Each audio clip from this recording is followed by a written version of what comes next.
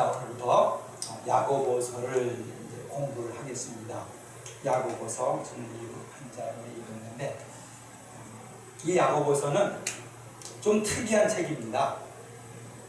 우리 성경에 보면 이제 성경의 중심이 예수 그리스도 아니겠어요?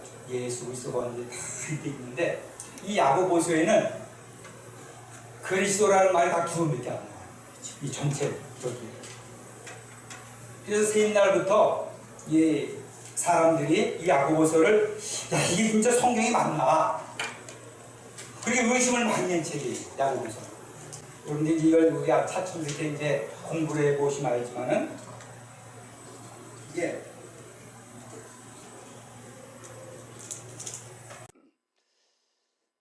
옛날부터 사람들이 이 책을 이렇게 보면서 뭔가 이렇게 불편한 점이 있었어요.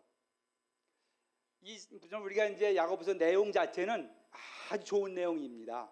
물론 우리가 어떤 내용도 성경에 있는 그 성경에 들어왔으니까 하여튼 누가 보기에도 좋은 내용이죠. 근데 이게 정말 우리 예수 그리스도를 보여주기 위한 책인가?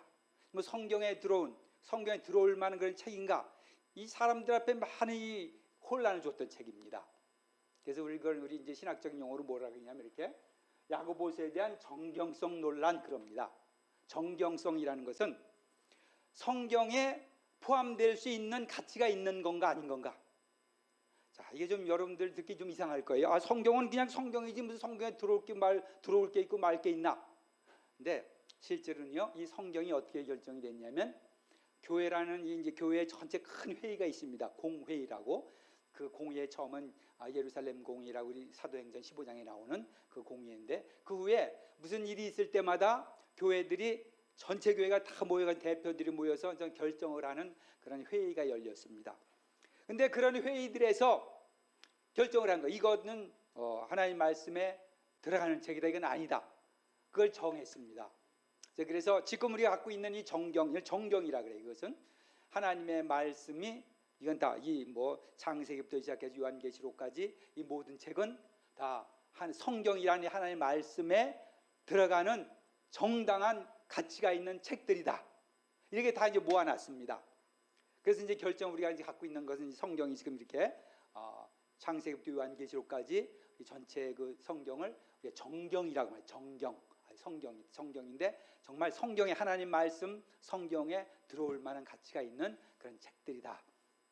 그런데 야고보서 읽다 보니까 사람들이 가끔 그런 생각을 해요. 이 책은 뭔가 좀 우리가 이렇게 성경이라고 말하기에는 조금 뭐가 좀 이상한 것 같은 생각이 드는 거예요. 그 중에서 루터라는 사람이 이제 그 대표적으로 이렇게 몇 가지 정리를 했어요. 자, 여기 보세요. 자, 루터가 야고보서에 대한 정경성 논에서 루터가 이제 정리해 놓은 겁니다. 첫 번째가 복음을 선포하는 내용이 없다. 자, 복음이라는 것이 우리가 예수 그리스도께서 이 땅에 오셔서 우리를 대신해서 죽으시고 우리의 죄를 용서하시고 부활하셔서 하늘에 올리셨고 그리고 이제 거기서도 우리를 위해 기도하시면 마지막에 이제 우리에게 다시 오실 거다. 부활하시고 재림하실 거다. 이제 그 전체 내용을 우리가 이제 복음이라고 그럽니다. 그런데 이 야고보서에는 그런 내용이 그렇게 아주 분명하게 나타나지 않는 거예요.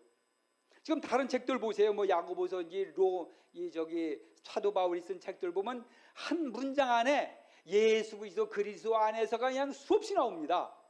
그런데 야고보서는 그렇지가 않은 거예요. 또 이 저자가 야고보인데 야고보가 이제 여기 누구냐고 그러냐면 주의 형제 예수님에게 이 땅에 나오셨을 때 같은 그 어머니에게서 나온 주님의 형제 예수 그리스도의 같은 어머니를 둔 그 형제 중에서 그 주님의 형제 야고보라. 근데 이 야고보는 12사도가 아닙니다. 12사도에 포함되어 있던 사람들이 아니에요.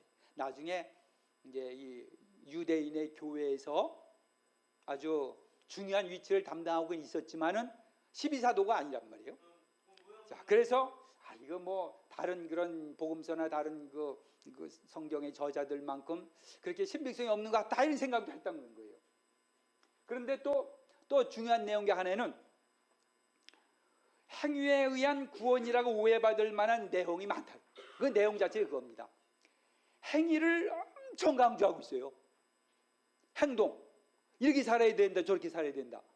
이래야 된다, 저래야 된다. 우리 보통 기독교인들은 은혜를 강조하잖아요. 은혜라는 것은 뭐냐면 우리가 행위가 부족하더라도, 우리가 죄를 졌더라도 예수님께서 나를 위해서 돌아가셨기 때문에 우리는 그 은혜로 구원받는다. 이렇게 은혜를 강조합니다. 그래서 우리가 잘못해도 죄를 져도 그 은혜를 믿고 나와서 우리가 구원받고 용서함 받는다고 우리가 항상 믿고 나오는 겁니다. 근데 이 야고보서에는 행위에 의한 구원이라고 그렇게 여겨질 만큼 행위를 엄청나게 강조하고 있어요. 행위를. 자, 그래서 이제 뭐 내용 자체는 분명히 의롭고 좋은 것이고 그렇지만 이렇게 성경으로 들어올 만한 그런 진정성, 가치가, 정경의 가치가 있는 것인가에 대한 그런 이제 논란이 초대교회에서부터 쭉 이렇게 있었습니다. 그런데 그럼 정말 이거 우리도 그럼 이거 볼 때에 이 책은 그냥 좀 다른 책에 비해서 뭐 로마서나 뭐 갈라디아서나 고린도전서나 뭐 베드로후서나 요한계시록 이런 책보다는 좀 그럼 가치를 좀 덜 두면서 정말 우리가 이 책을 읽어야 되는가? 이 책을 하나님의 말씀으로 이걸 어떻게 그럼 보여야 되느냐? 이제 그에 대한 해답은 바로 이겁니다. 자, 우리 예를 들어서 보면은 예수님께서 이 땅에 오셨을 때에 그 행위에 대한 강조를 많이 하셨으면 사실 여러분들 잘 아시다시피 산상수훈이라고 있어요. 마태복음 5장부터 7장까지 산상수훈이라고 있는데 거기는 우리 행위에 관한 겁니다. 뭐라. 근데 거기에 그 산상수훈에 보면 우리가 사실은 어떤 생각이 드냐면 사람으로서 어떻게 이 정도로 하면 살 것인가? 정말 이건 불가능하다. 이럴 정도까지 예수님께서 그 행위에 대한 많은 가르침을 주셨습니다. 그러니까 강력하게 요구했어요. 너희가 이 성경의 1.1억이라도 그것을 피하지 말라. 율법의 1.1억이라도 피하지 말라. 다 이렇게 얘기했거든요. 자, 그래서 이제 그런 면의 한 부분이라는 거죠. 우리가 이제 성경에 이제 우리 복음이라고 우리가 이제 얘기를 하는데 그 복음은 분명히 예수 그리스도께서 우리를 위해서 대신 죽으시고 살아나셨다는 그 분명한 은혜를 우리가 믿습니다. 우리 야고보서도 분명히 그것을 기본으로 하고 있는 겁니다. 우리는 오직 예수 그리스도의 피로만 구원을 얻는다. 은혜로만 구원을 얻는다. 이걸 믿습니다. 그렇지만 예수님께서 아니 또 그 외에 성경에 여러 그 기자들이 강조했던 면들이 또 크리스찬의 삶이거든요. 행위. 이 세상에 나가서 크리스찬들이 어떻게 살 것이냐. 그에 대한 행위를 이게 어떤 때는 균형적으로 예를 들면은 이 바울 같은 경우는 대부분 어떻게 했냐면 전반부에서는 그 은혜를 강조했습니다. 전반부에서는 은혜를 강조해. 우리가 예수 그리스도로 말미암아 믿음으로 구원 얻는다. 그렇게 강조해 놓고 후반부로 가서는 이제 현실적으로 우리가 그럼 어떻게 살 것이냐? 이거에 대한 이 현실적인 삶에 대한 여러 가지 명령들, 실천, 그런 강령들, 우리가 해야 될 일들을 아주 세밀하게 여러 가지 상황에 맞게 이렇게 제시를 했습니다. 그런 면에서 볼 때에 우리 이 야고보서는 뭐냐? 복음의 다양한 측면, 은혜의 측면이 있고 행위의 측면이 있고 또 그 외 여러 가지 다이아몬드의 여러 면이 있는 것처럼 그런데 그 중에서 특별히 행위를 강조한 예수님에 대한 증거다. 그래서 우리가 지금 이 야고보서를 볼 때에 이 책은 행위를 강조하니까 은혜가 없고 구원의 그 복음이 없으니까 성경의 그 정경성이 부족한가 보다 이런 게 아니라는 거죠. 성경의 우리 복음의 은혜적인 측면을 다 그 기본을 깔면서 여기서는 그 상황에 맞추어서 그렇게 살지 못하고 있는 아니면 우리가 그렇게 살아야 되는 그 당위성을 역설하느라고 이 행위에 대한 강조가 그리고 행위를 특별히 강조하는 책이 됐다는 겁니다. 이것이 우리의 이제 그 야고보서가 하나님의 말씀인 분명한 이유인 것입니다. 복음의 여러 가지 측면 가운데서 우리가 이 세상에 살아가면서 행해야 될 그런 이유들을, 그리고 그러한 명령들을, 삶의 원칙들을 제시했다, 그런 것입니다. 자, 이것이 이제 우리 야고보서가 분명히 하나님의 말씀이고, 우리가 이 야고보서 공부할 때에 과거에 어떤 여러 사람들이 신학 유명한 사람들을 포함해서 보았던 그런 자세로 야고보서를 보지 않고, 우리도 이 야고보서를 공부하면서 밑에 은혜를 깔면서 은혜가 기본이 된 가운데서 삶을 어떻게 살라고 이 사람이 얘기했는지를 보면서 이 야고보서를 공부하면은 훨씬 이익이 많이 될 것입니다. 자, 그럼 먼저 오늘 야고보서의 저자가 누군지에 대해서 일단 보도록 하겠습니다. 자, 여기 1절에 보면 이렇게 되어 있어요. 자, 보세요. 하나님과 주 예수 그리스도의 종 야고보는, 저자는 야고보라는 것입니다. 야고보, 주님의 형제 야고보입니다. 근데 이제 이것도 야고보서라고 야고보라는 이름을 딱 줬는데, 이 본문에 야고보라는 딱 이름만 나와 있지 주님의 형제 야고보입니다 이렇게 써 있지 않아요. 그냥 하나님과 주 예수 그리스도의 종 야고보, 이 야고보만 써 있어요. 그런데 성경에 보면 야고보라는 이름 가진 사람이 또 이렇게 충분히 이 성경을 쓸만한, 하나님의 말씀을 성령이 영감을 받아서 쓸만한 그럴 그 위치에 있던 사람들도 또 몇 명이 있습니다. 예를 들어서 우리 저기 12사도 가운데에 요한의 형제 야고보가 있습니다. 처음에 예수님이 부를 때 베드로와 베드로 형제 안드레와 그리고 요한과 야고보 4명 불렀단 말이에요. 그 야고보도 충분히 그런 말할 수 있는 사람이었다. 또 그 알페오의 아들 야고보라고 12사도 가운데 또 있습니다. 알페오의 아들 야고보. 이렇게 지금 성경에 야고보라는 이름만 나와 있는데 몇 사람이 있을 수 있는데, 우리 여러 가지 상황을 볼 때에 이만한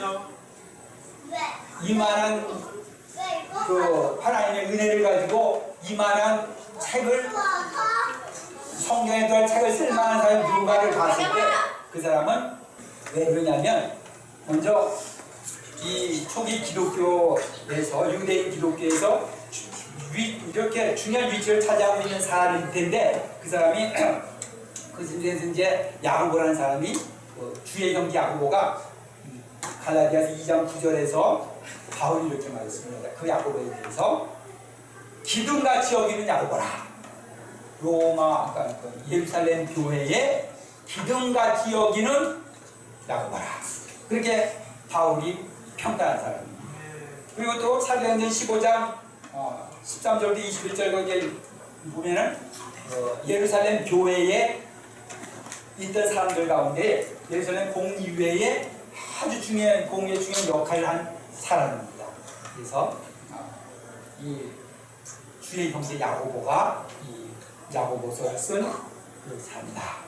우리가 이제 그렇게 거의 일치된 의견들을 이렇게 좀 보고 있습니다. 그러니까 이 야고보서를 볼 때에 주의 형제 야고보가 좋다. 그냥 다른 형제가 다른 사람이 아니라 주님과 같이 살았고, 주님을 옆에서 보았고, 그리고 주님이 십자가에 돌아가실 때 그것을 본 그 사람 야고보가 썼다. 그래서 여기에 쓰시길 바랍니다. 그러면서 이제 이 야고보에 대해서, 야고보가 자기에 대해서 어떻게 소개됐냐면, 하나님과 주 예수 그리스도의 종 야고보, 하나님과 주 예수 그리스도의 종 야고보 그랬습니다. 자, 사실은 이제 이 야고보가 주의 형제니까, 예수님 형제니까, 그런 면에서 어떤 그 개인적인 친분이나 이런 것을 가지고 그 사람들이 나갈 수도 있을 거예요. 그러나 그거보다는 하나님과 주 예수 그리스도의 종, 이것을 관계해요. 이건 권위의 말씀입니다. 구약에 보면은 모세가 자기에 대해서 하나님의 종이라고 했고, 그리고 이런 하나님의 사람, 하나님의 종, 그래서 하나님으로부터 말씀을 듣고 메시지를 받고 그 사람들에게 전하는 어떤 권위적인 역할을 감당하는 사람들을 종이라고 불렀습니다. 이런 종이라는 개념 속에는 그 당시에 아주 그 헬라 세계에서는 종은 정말 종이었어요. 그냥 말된 종이었는데 그런 개념보다는 여기서는 하나님의 말씀을 받아서 전하는 권위 있는 사람으로서의 야고보, 그걸 강조하느라고 우리 야고보가 이렇게 자신을 소개했습니다. 하나님과 주 예수 그리스도의 종 야고보. 자, 여기 보면 이제 종이라는 말씀이, 종은 헬라어로 둘로스라고 하는데, 둘로스라는 말 여기 들어봤죠? 둘로스. 크리스토스는 예수의 크리스토스라고 하고, 둘로스, 헬라어에서 종이라는 뜻인데, 여기서는 구약적인 관점에서 하나님을 섬기는 위엄을 가진 이스라엘의 지도자, 이런 의미에서 종이라는 말을 썼습니다. 그러면 굉장히 위엄을 나타내는 표현입니다. 내가 하나님의 종으로서 이 말을 너희에게 준다. 아멘. 그러니까 우리가 이 말씀을 들을 때에 야고보서를 공부하면서 함께 공부할 때에 그냥 하나님의 말씀이구나 그렇게 볼 것이 아니라 하나님께서 야고보에게 성령으로 영감을 주셨고 그리고 권위 있는 종을 통해서 우리에게 전해 주신 말씀입니다.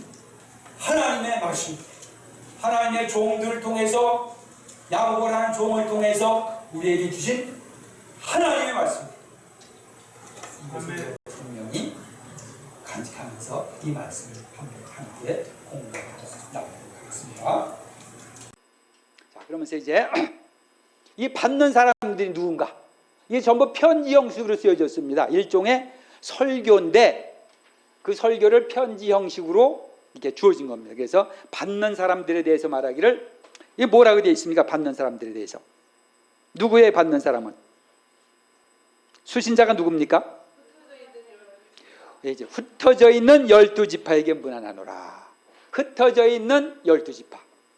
나 하나님의 종 야고보는 흩어져 있는 12지파에게 문안하면서 이 편지를 보낸다. 이 말씀을 준다. 자, 그럼 흩어져 있는 12지파 이렇게 말했는데, 여기 지금 흩어져 있다고만 말했지, 여기에 흩어져 있다. 흩어져 있다는 말은 우리 말은 그냥 흩어져 있다는 뜻으로 이렇게만 쓰여지는데, 실제로는 그런 이렇게 일반적으로 흩어져 있다 그런 말이 아니라, 지금 이제 여기 헬라어를 보면 디아스포라라는 말은 굉장히 우리 예수를 믿는 사람들이 중요한 말입니다. 본래 말 뜻은 여기 있는 대로 흩어진 사람들이란 뜻입니다. 흩어진 사람들. ht어져 있다. disperse. 흩어진 사람들. 그럼 이제 구체적으로 뭘 말하냐면, 이스라엘 사람들, 이제 팔레스타인 지금 이제 살고 있는 가나안, 이제 지금 팔레스타인이라고 우리가 말을 합니다. 그 팔레스타인 땅에 살고 있었는데 이 나라가 망해버렸어요. 과거에는 북방의 그 큰 나라들한테 망해서 많은 사람들이 흩어지고 이쪽으로 흩어지고, 또 그리고 AD 70년에 로마한테 완전히 망해버렸습니다. 로마가 AD 70년에 로마 군대가 예루살렘으로 진격을 해가지고 예루살렘을 완전히 함락을 시키고 완전히 그냥 멸망을 시켜버렸어요. 거기 있는 성전 다 무너뜨려버리고 이제 이스라엘이라는 그 흔적을 사라지게 만들어버렸어요. 그리고 나서 이스라엘 백성들이 전 세계로 흩어져 살기 시작했습니다. 그래서 지금 우리 얼마 전에 그 장용호 선교사님이 오셔가지고 러시아에 있는 그 유대인들을 거기서 훈련시켜서 다시 이스라엘로 보낸다는 말씀했잖아요. 그 말씀도 했고, 또 헬라 지방, 로마 제국, 그 지중해 연안 그 모든 땅으로 흩어져 살고 있는 사람들을 디아스포라라 그랬습니다. 땅을, 자기 나라를 잃고 흩어져서 그 로마 제국과 헬라 여러 나라에 흩어져 살고 있는 그 이스라엘 사람들을 디아스포라 이렇게 얘기한 겁니다. 그래서 여기에 보면 흩어져 있는이라는 것이 디아스포라 안에 살고 있는 사람들. 흩어져 있는 12지파예요. 그렇게 흩어져 살고 있는 12지파예요. 12지파를 말할 때 여러분들 무슨 생각이 듭니까? 12지파 이스라엘에 한마디로 말하면 여기 문자적인 뜻은 이겁니다. 문자적으로는 그리스와 로마 제국 전역에 흩어져 살던 유대인들, 그 본래 자기 땅에 살고 있는 사람들이 아니라 그냥 흩어져 살고 있는 사람들이에요. 지금 북한 사람들이 탈북해가지고 우리나라에도 와 살고, 뭐 동남아에도 살고, 중국에도 살고, 그러면 살고 있으면서 자기 땅을 떠나서 외국 땅에서 살고 있는 사람들이에요. 그런 사람들 디아스포라 그렇게 얘기했습니다. 그래서 여기는 특별히 그냥 흩어져 있는 이런 뜻이 아니라 디아스포라, 자기 땅을 떠나서 흩어져서 나라에 흩어져서 그 연한 그 로마 제국과 그 헬라 여러 나라들 사이에 살고 있던 그 사람들을 얘기하는 겁니다. 그래서 이제 이 디아스포라가 이제 나중에 어떤 뜻이 쓰이냐면 교회 의미로 쓰입니다. 처음에 이제 어떤 그 뜻의 발전이 어떻게 되냐면 이스라엘의 남은 자, 이 사람들 디아스포라 다 흩어졌습니다. 근데 그 남은 자가 다시 이스라엘 그 팔레스타인 땅으로 돌아온다. 그래서 그 남은 자를 이스라엘이라고 했습니다. 디아스포라라고 했습니다. 흩어졌지만 남아서 살아서 돌아온 자들. 그런 사람들을 이제 그 디아스포라라고 얘기했고, 또 이제 갈라디아서 6장 16절에 보면 하나님의 이스라엘, 그래서 그건 지금의 교회입니다. 하나님의 이스라엘인데 하나님의 이스라엘, 그건 지금 전체 교회를 믿는 사람, 뭐 유대인이든지 아니든지 전체 믿는 사람들을 우리가 디아스포라라고 얘기합니다. 그래서 이제 지금 여기서 쓰는 거는 사실은 전체 교회를 두고 하는 말입니다. 교회를 두고 하는 말이 지금 디아스포라. 특별히 편지를 보낼 때에 어떤 한 지역에 있는 교회에게 보냈을지라도, 그러나 그 뜻은 어디서 흩어졌다가 다시 돌아온 사람들, 그리고 이제 하나님의 교회로서 살아남은 사람들, 하나님의 교회, 이렇게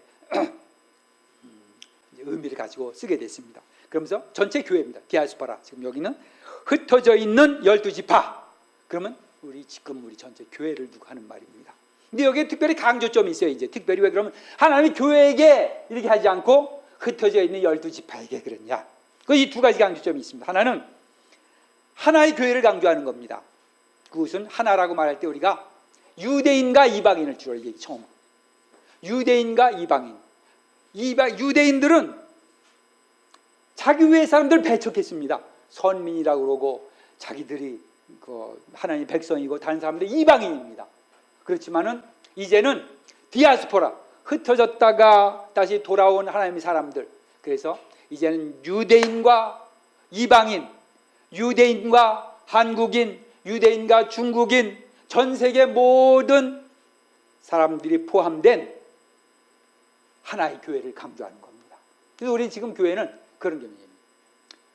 물론 우리가 하나이지만은 지금 이스라엘의 관점에서 보았을 때 이제는 유대인이 따로 있는 거 아니고 유대인이 선택된 백성이 따로 생각하는 것이 아니고 유대인이나 이방인이나 다 같이 하나의 교회를 이루고 있다.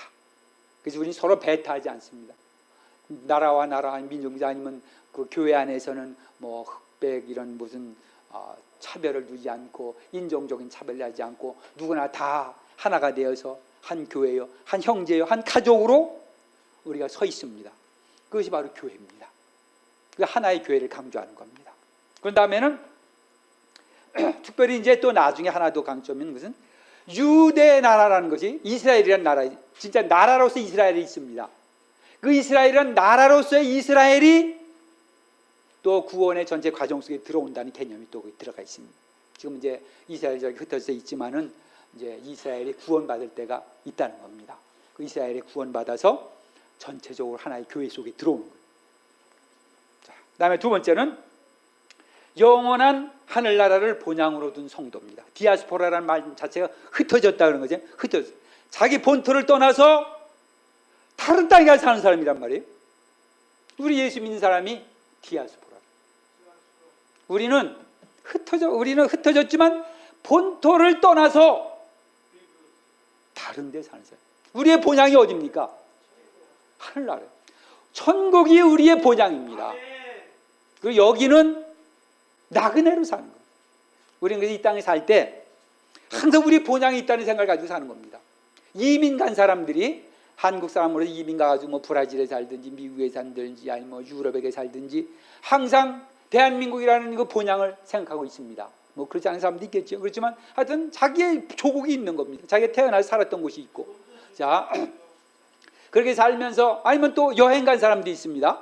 어디 오랫동안 뭐 1년이고 2년이고 뭐 주지원으로 가 있든지 이게 여행 간 사람, 여행 와서 몇 년 간 사람도 있고 이런 사람들은 돌아갈 곳이 자기 나라입니다.